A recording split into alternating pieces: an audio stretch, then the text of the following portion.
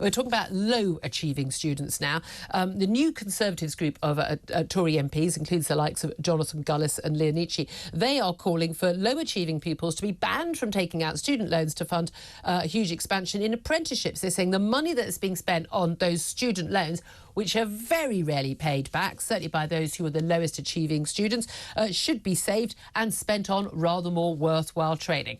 I couldn't agree more. Let's talk to Josh Freeman. He's policy manager at the Higher Education Policy Institute. Good morning to you. Good morning. Good morning. Thank you very much indeed for joining me. This makes a lot of sense, doesn't it? Well, I think this is a proposal with some good intentions, but it's not the most well thought through. I think it's a little bit unfair to me to say that any student, just because they got low grades at A-level, they can't possibly succeed at university. I think it's a rather strong argument. There are lots of no. I think there are lots of reasons that students might get low A-level grades that don't necessarily mean they can't succeed at university. I mean, students can experience a bereavement, for example, during their studies. But those aren't the vast majority. There'll be reasons, and that is an argument actually for if their grades were consistently grade A, but they suddenly got grade E's because horrifically mum died the day before the first exam. That is a time when I would suggest that actually the exam board should award them a grade that's more suitable to their achievements.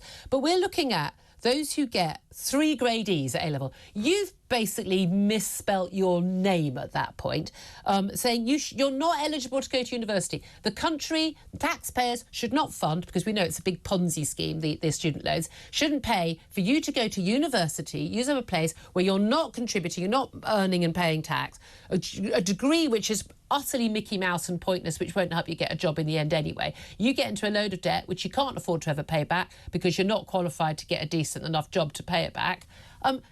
You're doing those students a favour and you're doing the taxpayer a favour. What's not to like? Well, I agree that it's important that we don't send students to courses that are not worth money for those students. It's very expensive, as we know. It's very expensive for the taxpayer. So that is very important. But the focus there, I think, is wrong. And the reason is that it's very possible that they have low A-level grades beforehand, and they go on to a course that is really good for them, that gives them a whole load of experiences, a whole load of skills, and they go on to a high-earning job. It's equally true that some students who get incredible grades go on to a course that isn't high quality.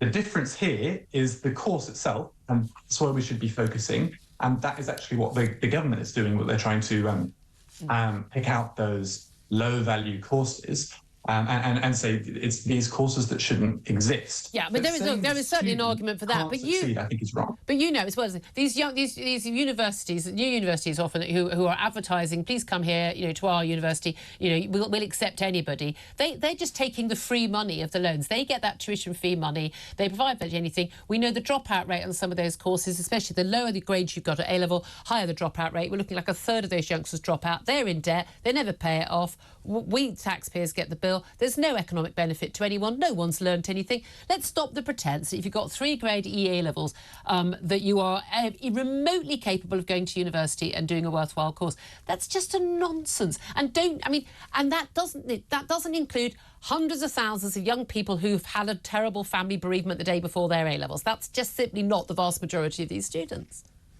Yeah, well, so a few things on this. I mean, if there are courses that have really terrible dropout rates and the students really don't learn very much, then those courses should be addressed. Those courses themselves should be cut off. But there are some good courses that are targeted at those students. I think it's unfair to say that because they've had low A-level grades, they can't go on and earn, they may not be going to the high talent universities. There's no reason they can't go to another very good university and do a good course that then allows them to earn more. Josh, I think you're living, I think genuinely, I think you're living in cloud cuckoo land. You're an everyone must have prizes person. I definitely am not. Josh Freeman from the Higher Education Policy Institute, thank you for joining us. I'd love to know whose side you're on that debate. I bet I can guess.